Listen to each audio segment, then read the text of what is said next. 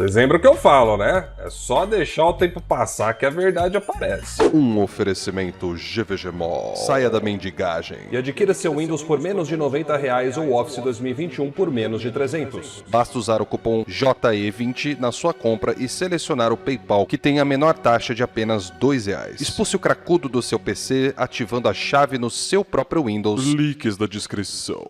Hoje é a vez dele, Hi-Fi Rush. Lembra desse nome? Com certeza você lembra, porque foi simplesmente um dos jogos mais lambidos dos últimos tempos na internet. É um jogo em que você pode dizer que é quase unânime que 100% dos perfis Xbox na internet ficaram hypando. E caras, quando eu falo 100%, apesar de ser figura de linguagem, isso é quase literal. Se você entrar em qualquer perfil de Xbox, principalmente de Flame, você vai ver os caras hypando o jogo de uma forma ou de outra. Quando não é hypando, você vai ver os caras falando, por exemplo, de vendas, isso, daquilo, porque afinal de contas, supostamente, Hi-Fi Rush bateu recordes na Steam.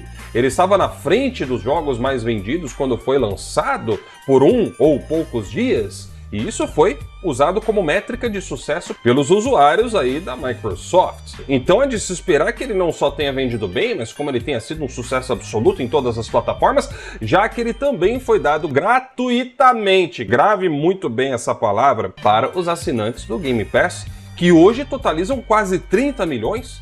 Então fica a minha pergunta para você, quantos milhões você acha que Hi-Fi Rush alcançou ou, supostamente, alcançaria? Não sei. A resposta pode ser um pouco decepcionante, mas se você prestou atenção no título do vídeo, talvez você já saiba. Vamos fazer uma comparação muito interessante. Quando se trata dos jogos da Sony, meus amigos, eu sempre ouvi falar na internet sobre um cálculo matemático de altíssima precisão atômica que comprovaria que eles são um flop. De acordo com os gênios contemporâneos da internet, pelo menos aí uns 80 milhões, 100 milhões precisariam comprar o mesmo game para que ele fosse um sucesso. É válido lembrar, meus amigos, que jogos multiplataforma que são considerados um sucesso, muitas vezes mal vendem mais de uns 6, 7 milhões de unidades. Entretanto, isso é considerado um grande sucesso. E se eu falar para você que os jogos da Sony não raramente passam de 20 milhões de unidades vendidas apenas na plataforma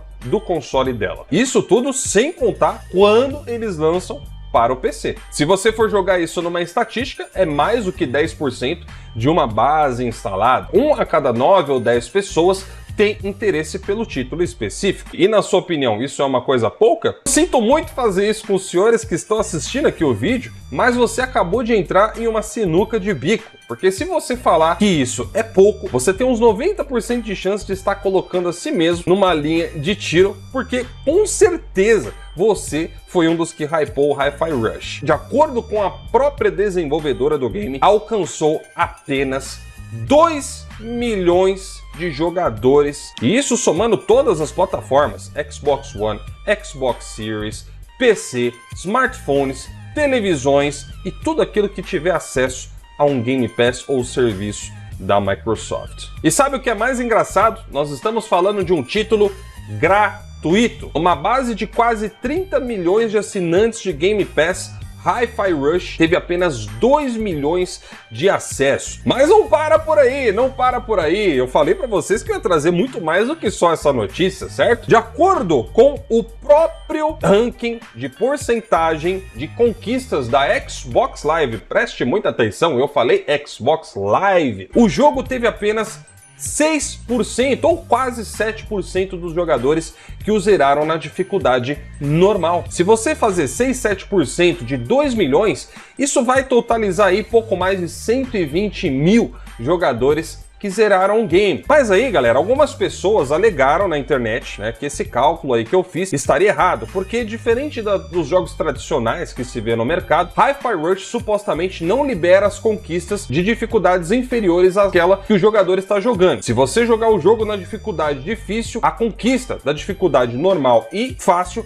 não é desbloqueada. Então você tem que jogar em cada uma dessas dificuldades para liberar a conquista específica de cada uma delas. Então vocês entenderam o raciocínio aqui, certo? Você entendeu? Se você não entendeu, volta um pouquinho o vídeo e ouve de novo que você vai entender. Beleza, então. Então, levando isso em consideração que algumas pessoas me apontaram, você deve imaginar, então, que a coisa subiria astronomicamente. Afinal de contas, tem outras dificuldades que os jogadores zeraram além do normal. Galera, se vocês olharem aqui nessa imagem, que eu tirei um print, inclusive, agora há pouco, antes de fazer aqui o vídeo, esse é o resultado que nós temos até o presente momento das conquistas liberadas lá na Xbox Live, onde os 30 milhões de assinantes de Game Pass tiveram acesso a esse game. E olha só que baita diferença que isso fez, né? 0,93% zeraram no mais fácil, 2,04% zeraram no difícil, 0,38% zeraram no muito difícil e apenas 0,05% zeraram na dificuldade mais difícil que tem. É só você somar toda essa porcentagem e adivinha só, nós chegamos aí a aproximadamente apenas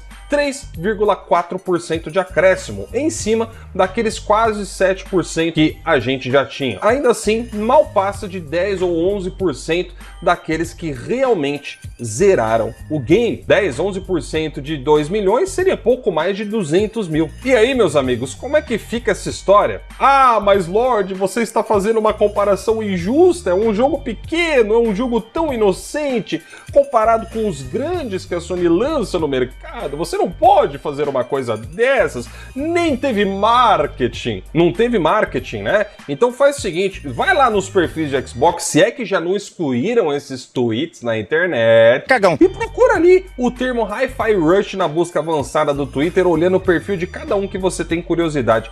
Eu duvido que você não vai achar pelo menos algum like, que você não vai achar pelo menos alguma publicação, algum retweet ou coisa do tipo desses usuários em qualquer publicação falando positivamente a respeito desse game. Fora a cobertura toda que ele teve da mídia, a babação de ovo que a galera ficou fazendo na internet. Quem falasse qualquer coisa contrária do jogo, minha nossa, como você pode fazer uma coisa dessa? Mas não vamos fugir do assunto, né? Vamos focar aqui no assunto. O raciocínio era usar esse mesmo termo, esses mesmos cálculos infalíveis que os nossos amigos fizeram na internet durante tantos anos em cima desse título. Porque agora não tem mais muito para onde fugir, porque se você discordar disso, então você está afirmando que os jogos da Sony são um sucesso. Porque nós estamos falando de jogos que não são dados gratuitamente, eles são vendidos. E sabe o que é mais incrível? É a porcentagem de zeramento e as vendas dele. Vamos pegar um exemplo aí do Ragnarok, que em apenas uma semana vendeu mais de 5 milhões de unidades. Presta atenção, não teve acesso gratuito, ele foi vendido a preço cheio no mercado. Hi-Fi Rush, em um mês,